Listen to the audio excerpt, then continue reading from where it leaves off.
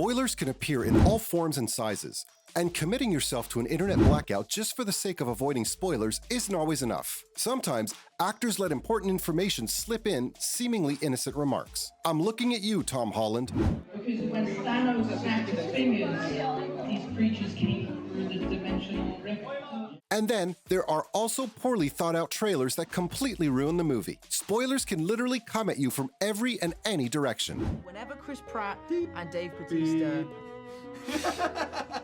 But in rare cases, this could be a good thing as well. Sort of. From Avengers Endgame to The Dark Knight Rises, these are some of the movies that were shockingly spoiled before they were even released. It sure can be fun to have friends in high places, but that can take a sharp turn when you accidentally spoil one of the most highly anticipated movies of the decade, which is exactly what happened to NFL star LeSean McCoy. McCoy was able to attend an early viewing of one of the highest grossing movies of all time before anyone else in the world, thanks to having some friends at Marvel Studios. Lucky him. So, McCoy took his son to the viewing. He was genuinely excited to have been given the opportunity to see the movie as one of the first people in the world. But he was also a bit sad by the end of it because, you know, Tony Stark died. So, without thinking about the possible consequences, McCoy posted the message, "R.I.P. Tony Stark," on his Twitter. To say that MCU fans were furious is an extreme understatement. McCoy later admitted that he had no idea how passionate MCU fans were.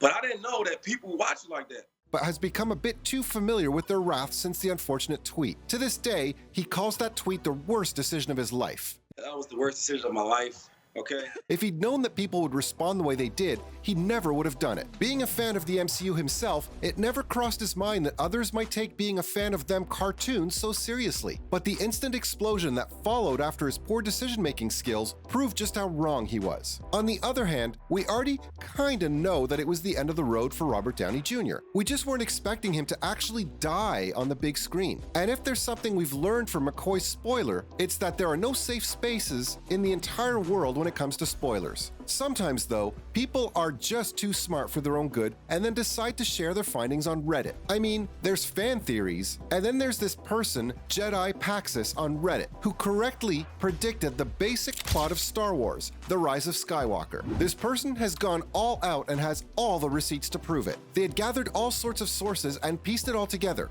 and the result was... You're my guest. Where are the others? You mean the murderers, traitors, and thieves you call friends?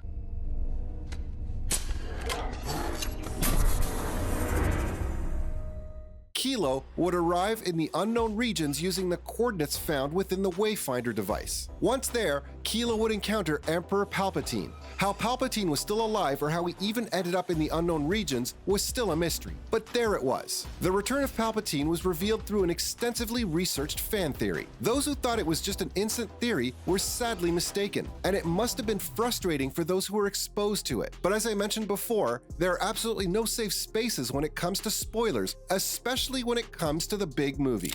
Star Wars: The Force Awakens was also rudely spoiled for fans. The news that Han Solo would die in the movie hit the internet well before the movie was released in theaters.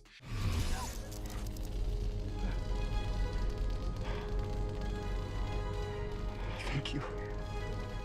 It was an extremely daring decision, and had it remained a secret until the movie's release, who knows how the audience would have responded. Killing off one of the most beloved characters in Star Wars was pretty traumatizing for a lot of people, and the fact that Han Solo died at the hand of his very own son simply ruined the childhood of a lot of longtime fans. Han Solo.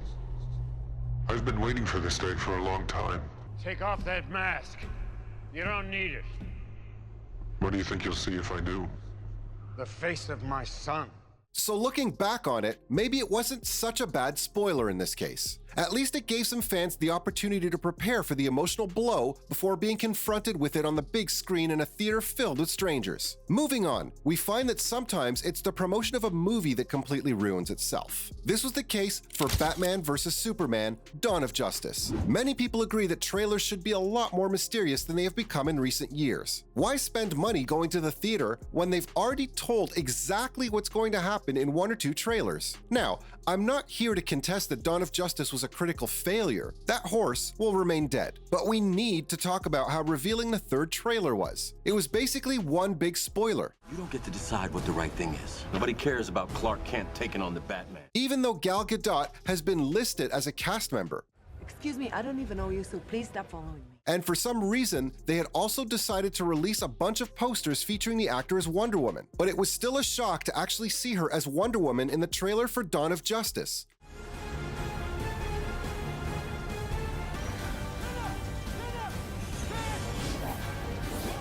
However, the most incriminating thing about the spoiler was how it perfectly laid out how Superman, Batman, and apparently Wonder Woman would unite to fight Doomsday, their common enemy. Sure, it was easy to predict on our own as well, but did they really have to spell it out like that before the movie even hit theaters? It just completely ruined everyone's mood, and honestly, maybe that's also why the movie bombed. Just saying. And lastly, let's talk about The Dark Knight Rises. Once it became known that Marion Cotillard had been cast in the inconspicuous role of one Miranda Tate in The Dark Knight Rises, it really didn't take long before speculation flared up that Cotillard's character was actually Talia al Ghul, also known as the daughter of the big bad in Batman Begins, Ra's al Ghul. It seemed like the only one who wasn't aware of this innocent fact was Mr. Batman himself. But there were several clues that proved that Cotillard was indeed Talia al Ghul. For one, production pictures showed Cotillard in battle dress, which isn't exactly typical attire for attending board meetings, I'd say. And then there was the fact that Liam Neeson had also confirmed that he was reprising his role as Ra's al Ghul. I love the script. For me, it's always about the script. And I wasn't exactly a big Batman fan. Plus, the news of Josh Spence's casting to portray a young Ra was broken. If one person crosses this bridge, Gotham gets blown to hell. And lastly, we're talking about Marion Cotillard, for Pete's sakes. Well, she has a goal, and she'll do everything to achieve it. And so, yeah, she's very powerful. Not in a million years would someone like Cotillard be cast in a movie like The Dark Knight Rises only to be filling the shoes of some average civilian. There's just no way that she could pull that off. On a side note though, she also couldn't pull off that death scene. Anyway, not all the rumors about Dark Knight Rises turned out to have merit. In the same vein as Cotillard, people found it hard to believe that Joseph Gordon-Levitt's character, John Blake, would be a fairly ordinary cop. I need to see Bruce Wayne. I'm sorry, Mr. Wayne doesn't take unscheduled calls, even from a police officer. And if I go get a warrant? But as it turned out, that's exactly what he was, which was a bit of a disappointment. Well, unless you count the last 5 minutes of the movie. That's when there's a cute little wink to the audience regarding John Blake's real name, and they thought it would be funny to tease that he's the heir apparent to the Batman mantle. Whether that was a fun thing to add is still up for debate. Well then, from Avengers Endgame to The Dark Knight Rises, these were some of the movies that were shockingly spoiled